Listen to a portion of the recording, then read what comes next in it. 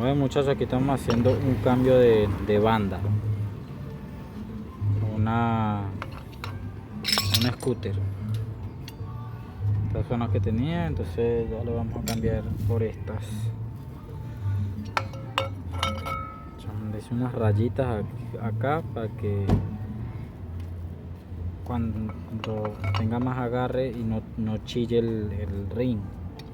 Cuando frena no llore, porque esta está llorando, es el chamo.